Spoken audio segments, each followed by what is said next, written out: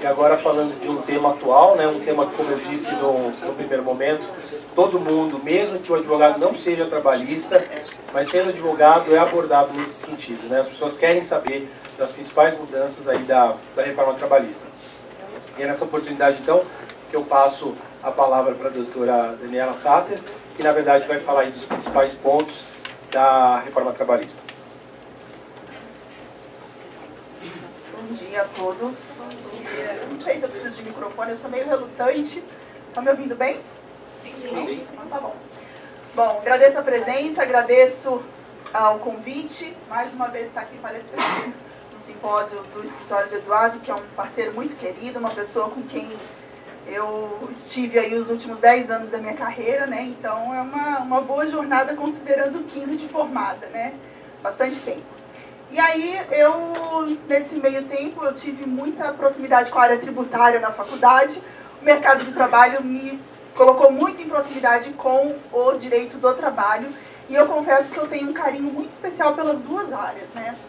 Mas a reforma trabalhista é um tema que nos chama muita atenção, até porque eu enfrentei muito esse tema nos clientes mesmo que eu atendia lá no escritório do Eduardo.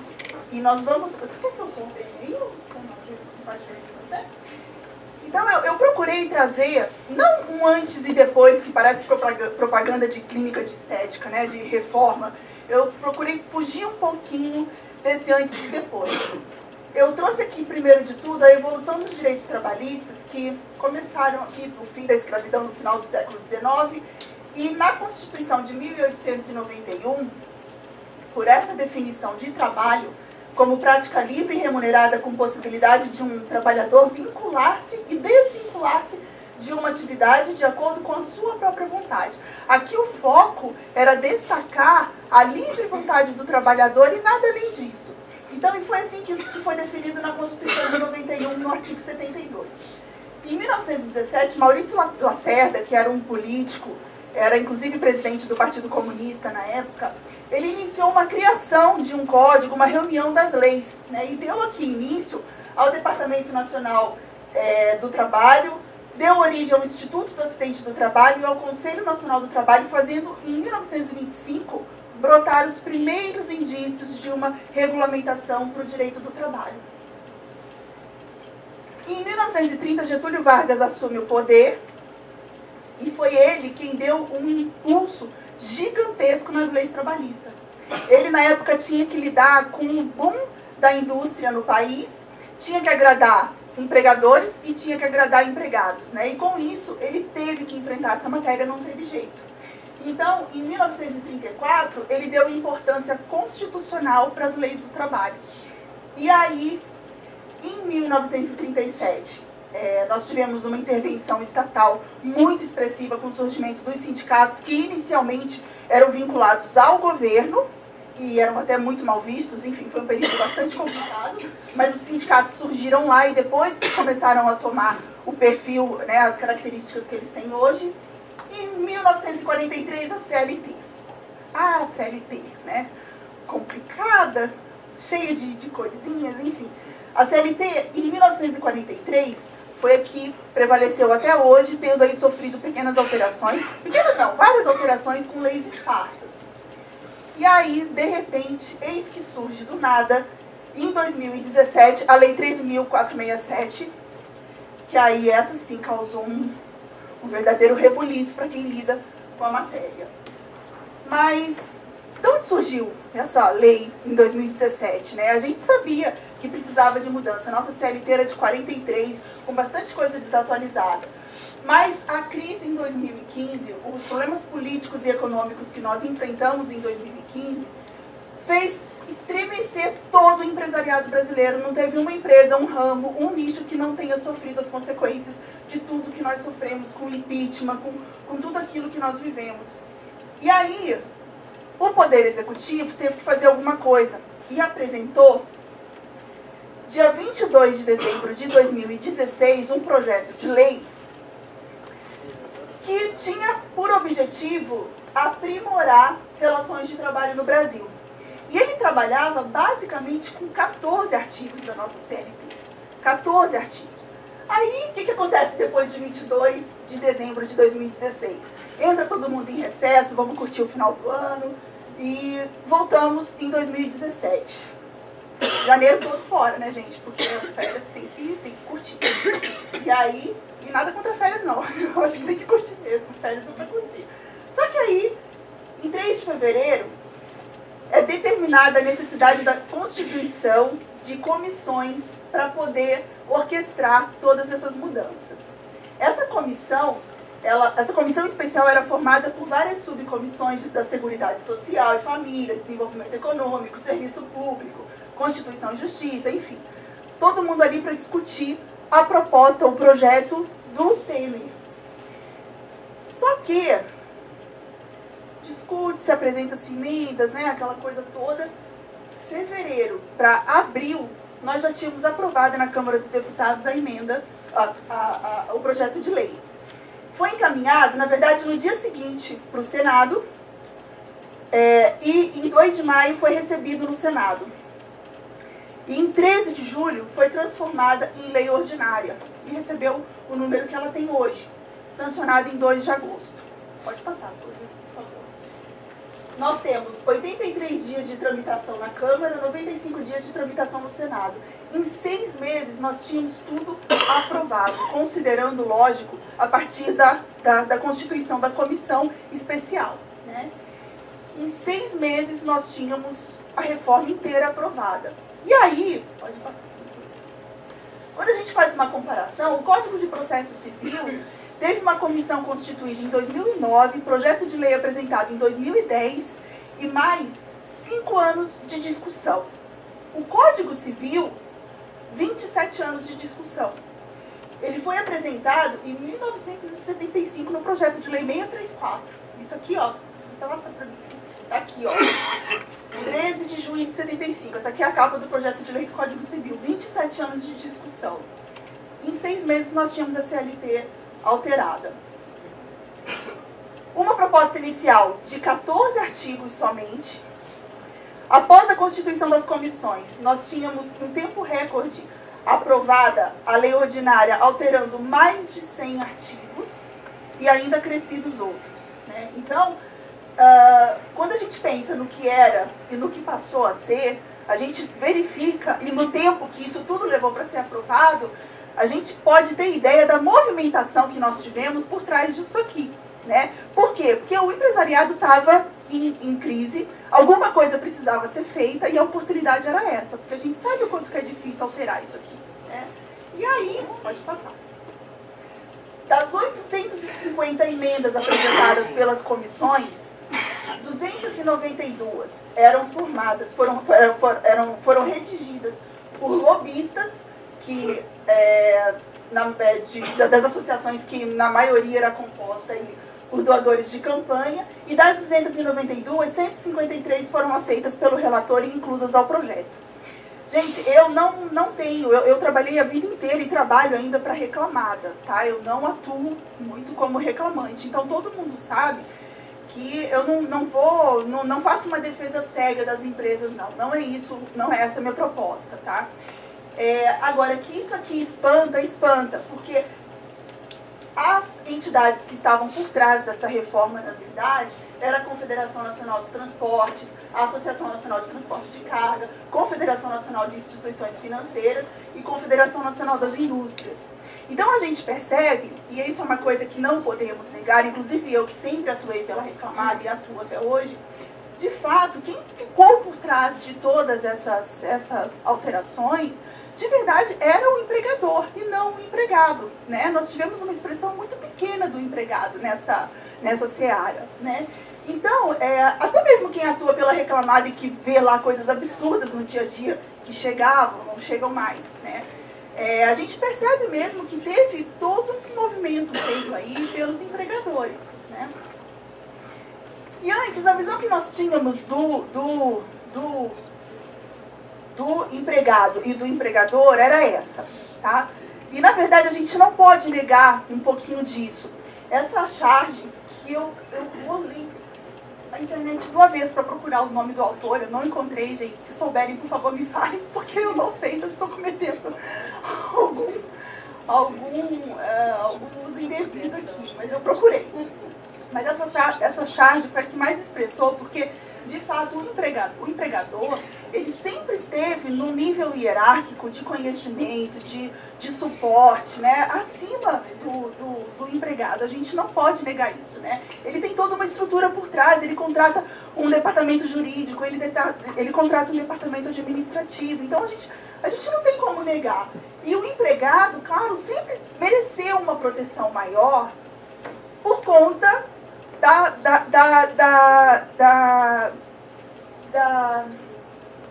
eu queria usar uma palavra que nos remete à solidão, né? Eu acho que, né? Mas enfim, que o empregado, ele acaba sempre estando muito sozinho, vamos colocar dessa forma, quando ele vai lidar com o empregado, com o empregador. Então, ele sempre mereceu mesmo uma mão maior de proteção do Estado por conta dessa situação. E sempre o que nós tivemos era isso. Era isso aqui, o empregador como alguém que estava muito acima do empregado. Pode passar. E aí, novos tempos também que a gente não pode negar. Essa sempre foi, aquela charge representa uma visão que nós sempre tivemos de empregador e empregado, só que a sociedade também mudou. Nós tivemos uma mudança gigantesca com a ampliação dos meios de comunicação. Hoje a gente pega empregado no chão de fábrica que acaba sabendo muito mais do que muito advogado por aí, dos seus direitos, dos seus deveres e como que acontece, e corre no sindicato, e pesquisa na internet, o Google responde muita coisa, e a Yahoo complementa, e essa loucura toda. Então hoje, a gente sabe que o empregado não tem mais aquela hipossuficiência toda que se via naquela charge. A gente sabe que o empregado hoje, ele modificou um pouco esse quadro, né? Então, a gente precisava mesmo de mudanças, e quando vem uma crise econômica, realmente, quando a gente não está bem, alguma coisa tem que ser feita, né? Alguma coisa tem que ser tentada para poder melhorar a situação. E aí surge uma nova filosofia com a reforma trabalhista, né? A reforma trabalhista trouxe para a gente a ideia do negociado pelo legislado. Aí, aquele empregado que estava lá sozinho para defender seus direitos, sem um corpo jurídico por trás, sem uma orientação, né, que pudesse ser efetiva, ele acaba ganhando outro status com a reforma. Ele acaba sendo, a visão da sociedade sobre ele é modificada. E isso, para mim, é muito importante, porque, na verdade, a gente sempre veio, desde os primórdios, com uma outra visão. Ele tem que ser protegido. Muitas vezes, eu atuando pela Reclamadas, muitas vezes eu me vi até com bastante raiva de algumas situações, porque parece assim que eram todos crianças, né? A gente se sente atuando pela empresa muito como assim, responsável por uma creche, muito responsável porque eles não podiam. A gente tem que ficar o tempo inteiro cuidando, e eles não podiam ficar sozinhos nem por um minuto, porque se a gente descuidasse, a lei vinha com uma machadada na nossa cabeça, e era assim que era visto, né?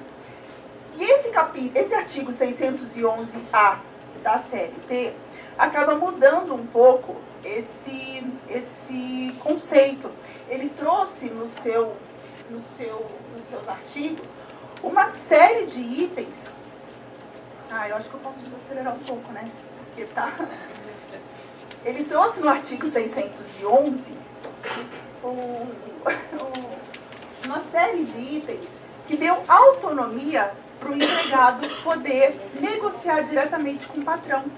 Ele trouxe a possibilidade de negociar a jornada de trabalho, banco de horas, intervalo intra-jornada. Quanto a isso aqui, a gente tinha, inclusive, uma questão bastante difícil, complicada. Nós tínhamos situações em que empresas tinham negociado uma redução do intervalo para 30 minutos com compensação ao final, homologada pelo sindicato, e que a gente chegava na justiça, inclusive com a homologação do sindicato, com tudo bonitinho, registrado no Ministério do Trabalho, e chegava lá, o juiz não reconhecia.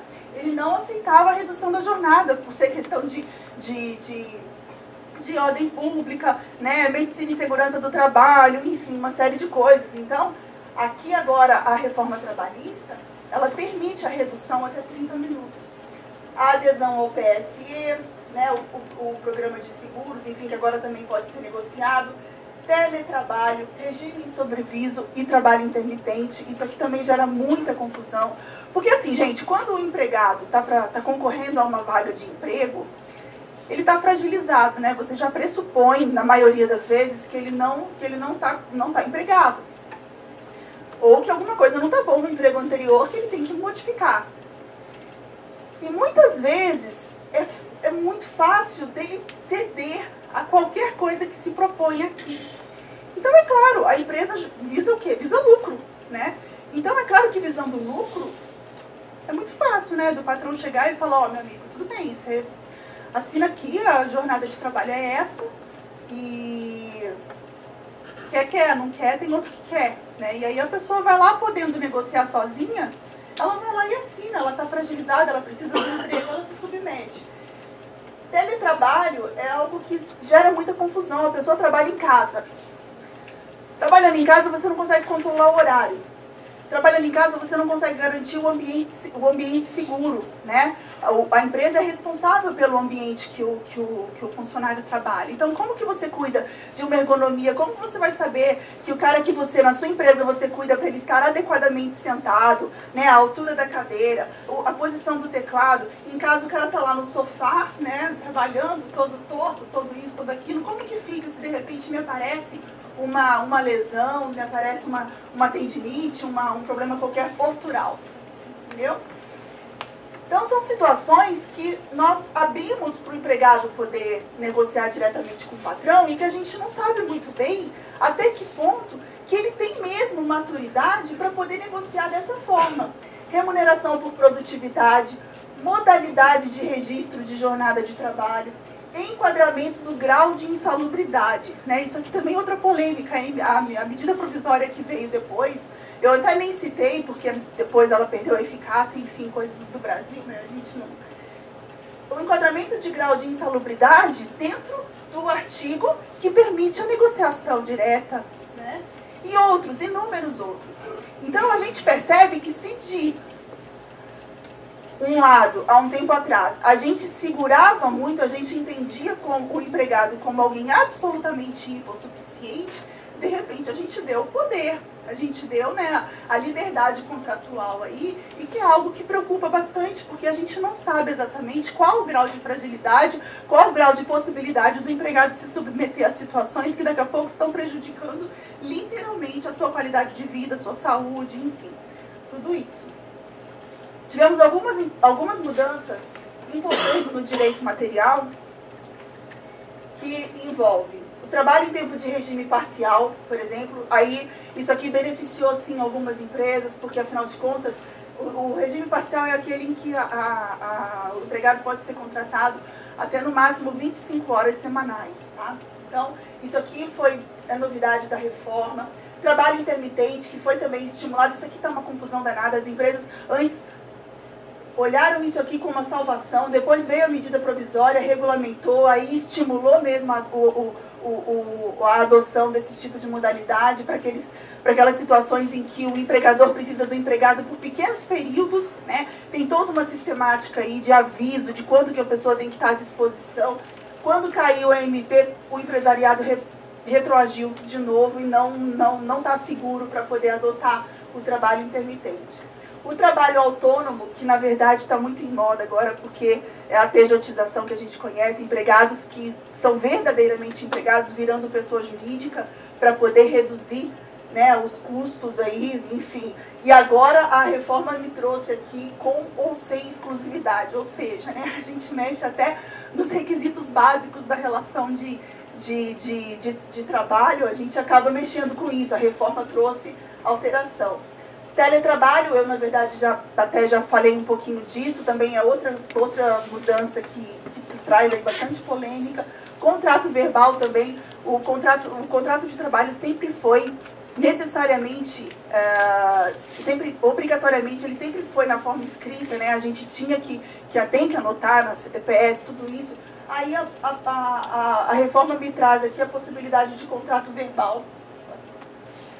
A terceirização, outro problema, ela tem lei específica e a reforma veio permitir a terceirização da atividade fim. Isso aqui é outra coisa que Eu, particularmente, vocês vejam que assim, mesmo eu sempre trabalhando muito para a empresa, tem algumas coisas que eu não tenho como negar, isso é opinião minha, né? Eu não tenho como negar que tem coisas que a gente nitidamente percebe que extrapola um pouco, né? Você imagina que uma empresa que pode terceirizar a atividade fim, se ela pode terceirizar a atividade fim, ela pode terceirizar a atividade meio, obviamente. Então, a gente, de repente, pode encontrar empresas com tudo terceirizado. E aí, se eu dependo lá na minha empresa de 100 empregados, por exemplo, para poder fazer girar o meu negócio, de repente eu começo a terceirizar, de repente eu estou me livrando de uma CIPA, eu estou me livrando de cotas de QME, de menor aprendiz. Então, eu tenho muitas obrigações que dependem do tamanho do número dos meus empregados. E aí, eu podendo terceirizar, eu me livro do empregado, porque está tudo terceirizado. Isso, óbvio, não quer dizer que eu não tenha mais responsabilidade sobre ele, porque a gente sabe que a terceirização implica em responsabilidades, né, de quem contrata a empresa terceirizadora. Mas, olha aqui de quanta coisa que eu posso me livrar se eu posso, de repente, estar terceirizando minha atividade fim, né? Então, são coisas que... E a gente sabe que tem uma pesquisa que nos mostra que a maioria dos acidentes de trabalho ocorrem com empresas terceirizadas, né? E assim, é estranho, porque a gente fica pensando... Eu tenho um perfil meio centralizador, né? Ele até falou do Falicom. O nosso Falicom lá chega pra mim também, é pra mim e pro Gilmar, entendeu? Eu sou muito centralizadora, então... Quando a gente terceiriza, a gente delega, né? A primeira responsabilidade é nossa e a gente está delegando, né? E quando eu delego, eu estou responsável também pelo que aquela criatura faz em meu nome. Quando eu pego uma estatística que me diz que a maioria dos acidentes de trabalho ocorrem com terceirizadas, aí eu fico pensando, eu falo, meu Deus, será que quem terceiriza acha que isso não chega nele?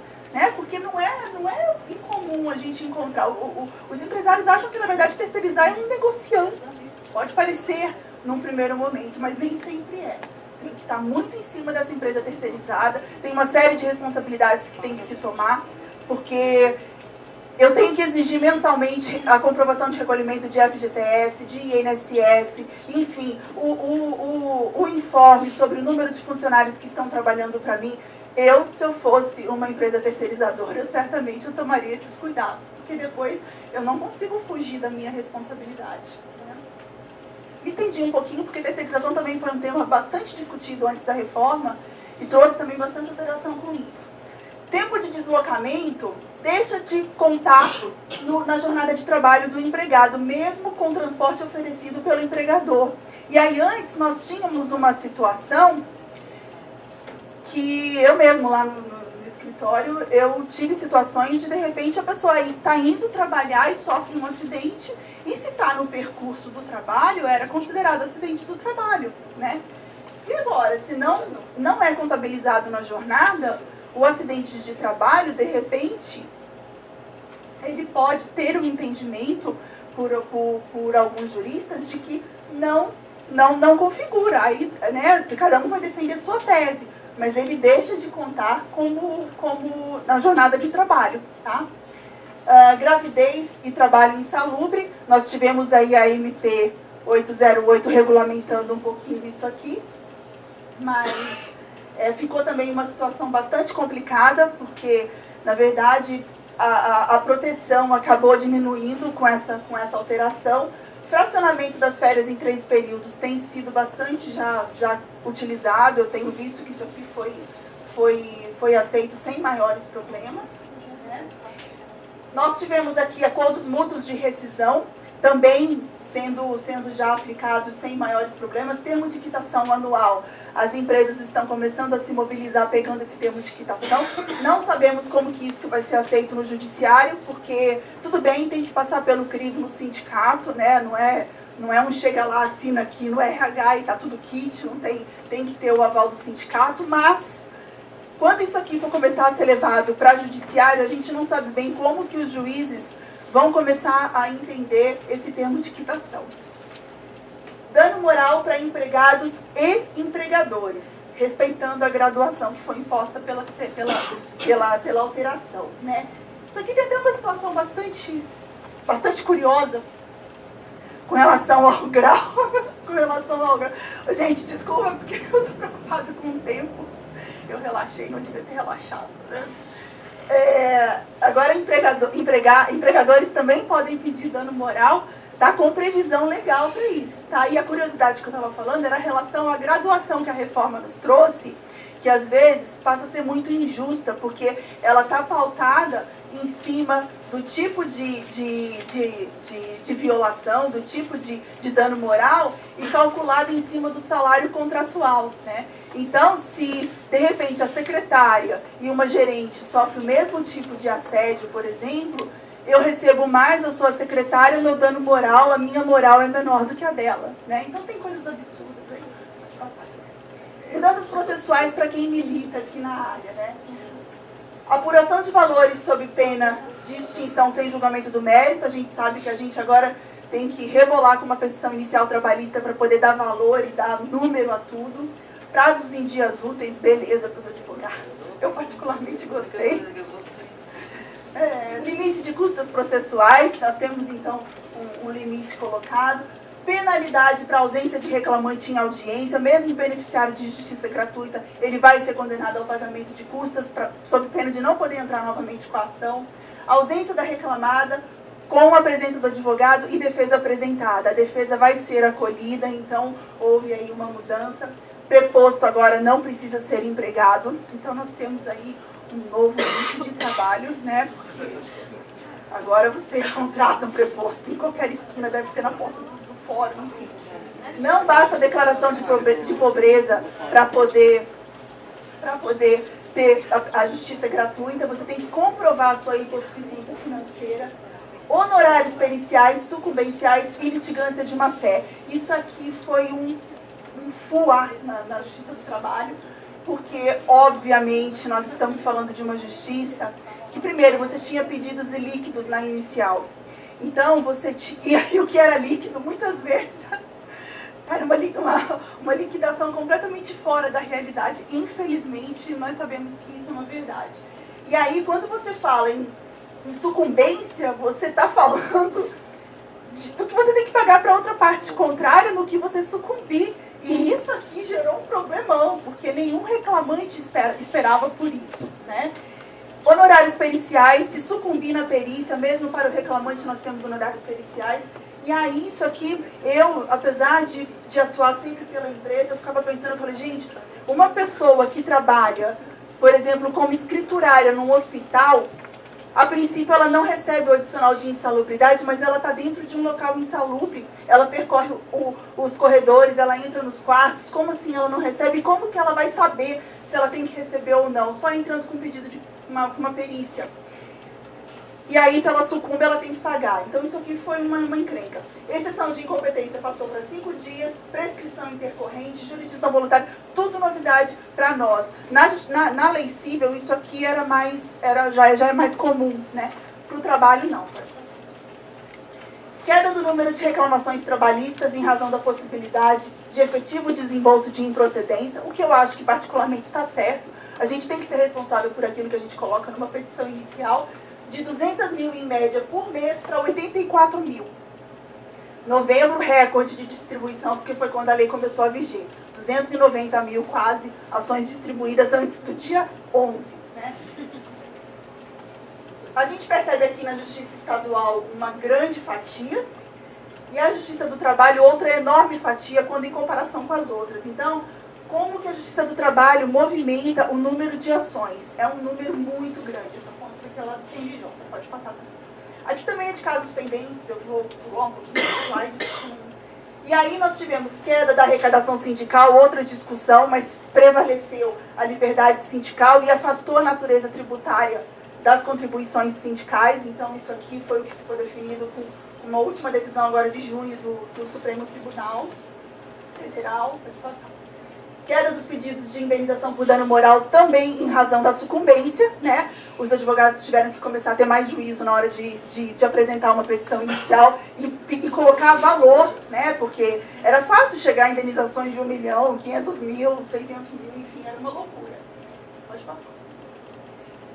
Em maio, nós tivemos um parecer que foi referenciado pelo Ministério do Trabalho, dizendo que, apesar da perda da eficácia da medida provisória, as novas regras se aplicam a todos os contratos vigentes. Tá? E nos veio depois a Instrução Normativa 41, de 2018, que fala que tem outras situações lá, mas essas aqui que são as mais polêmicas, somente serão aplicadas nas ações ajuizadas a partir da nova regra. Tá?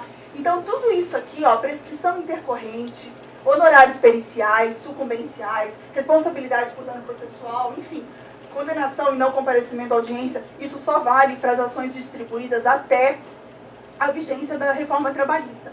Então, isso daí causou, na verdade, um certo alívio, porque também tem uma coisa, por mais que nós tenhamos pedidos completamente absurdos na Justiça do Trabalho, muitas vezes, o advogado estava adequado, o advogado que fazia reclamante estava adequado a uma sistemática anterior. Quando muda a regra, ele, de repente, adequado àquela sistemática, ele de repente se via tendo que dar notícia para o cliente dele de uma sucumbência gigantesca, de um honorário pericial que, quando ele distribuiu a ação, talvez ele soubesse do risco que ele corria, ele teria pensado melhor, né? Enfim, gente, era sistemática, né? Eu, graças a Deus, por não atuar pelo reclamante, eu acabei não passando muito por essas situações. Mas eu vi amigos que só faziam reclamante em saia justa, porque distribuiu a ação sem previsão de custas, de honorários, de sucumbência, nada disso, e de repente veio aquela confusão. A instrução normativa já resolveu isso. Particularmente, eu penso que além da flexibilização, além da atualização de uma lei que vem de 1943, a gente também está tendo a oportunidade de uma moralização na Justiça do Trabalho, né? Muito em razão disso que eu estou falando, dessa sistemática anterior que nós tínhamos, de que o reclamante podia pedir e vamos ver se dá. Às vezes a empresa tem uma certa desorganização, às vezes aconteceu um problema, se perdeu algum documento e de repente estava lá o reclamante arriscando um pedido, muitas vezes infundado, e levando, não porque ele tivesse direito, mas porque de repente a empresa não tinha o documento disponível, enfim. Então eu penso que a moralização da Justiça do Trabalho é algo que também veio muito forte com essa reforma, né? Eu penso que ela foi exagerada em alguns pontos para o empregado, eu penso que ela foi exagerada em alguns pontos para o empregador, mas nós precisávamos de algumas mudanças, né? Então o empregado, eu penso que ele tem que ser responsável pelo que faz ele movimentar o judiciário. O empregador, ele precisa sofrer as penalidades quando ele viola a lei. Nós temos um capítulo no Código Penal direcionado, inclusive, aos crimes contra a organização do trabalho. E aí, a gente pouco vê isso sendo aplicado. Nós temos que fazer valer a lei. O advogado, ele está mais cauteloso. Vocês viram o número, a redução do número de ações distribuídas. Então, o advogado hoje, quando ele vai distribuir uma ação, ele avalia os riscos, porque ele sabe que ele vai se ver em maus lençóis depois, de acordo com o resultado daquela ação. E o magistrado está uma encrenca, né? Porque a gente entra numa vara, é um sistema, a gente entra no outra vara, é outro, e a gente vai dançando aí conforme a música. Então eu penso que também o magistrado, lógico, eu não estou falando que essa é a regra, porque a gente percebe que tem muitos profissionais, nossa, que são um exemplo para muita coisa, enfim, né? Mas a gente percebe que muitas vezes a liberdade de interpretação para os juízes acabam deixando a gente em maus lençóis de vez em quando, né? E aí eu trouxe uma frase que eu acho bastante importante, que vem do Ehrlich, que ele fala que o centro da gravidade do desenvolvimento do direito não está nem na legislação, nem na ciência jurídica e nem na jurisprudência dos tribunais, mas na própria sociedade. Nós vivemos com todo esse movimento uma mudança social. Nós vivemos aqui com todo esse movimento uma mudança de percepção sobre o conceito de hipersuficiência, né? Então, o empregado hoje, ele mudou de status, a própria reforma deu a ele um outro status com tudo que ela trouxe. E trouxe também outras situações que as empresas têm que também ter um bom senso para saber que ela tem que visar lucro, sim, mas ela também tem que estar adstrita ao que a lei impõe a ela, né? E principalmente, gente, reclamado e reclamante, ali sim eles são adversários. Mas enquanto empregador e empregado, eles não eram para ser adversários. E muitas vezes é assim que eles se veem. É empregado de um lado e empregado de outro. Eles não são empregador de um lado e empregado de outro. Eles não são adversários. Eles estão ali num contrato. Se eu faço um contrato hoje, eu não viro adversário de quem está contratando comigo. E infelizmente, muitas vezes eles se veem assim. Às vezes a gente vê a pessoa buscar, na verdade, um emprego, mas não busca um trabalho. Muitas vezes ele não se engaja na empresa. Muitas vezes ele não vê a empresa como fonte do seu sustento e acabam virando inimigos. A empresa muitas vezes vê no empregado uma mera fonte de dinheiro, entendeu? Então, a gente precisa acabar com essa competição, né? Não é para ser adversário. E é isso, gente. O tempo é curto. 3 minutos. A mulher fala pra caramba, né? Enfim, 3 minutinhos só de extrapolar o meu tempo, mas eu estou aberta aos e-mails depois, as perguntas, espero que eu tenha contribuído. E muito obrigada mais uma vez pela presença.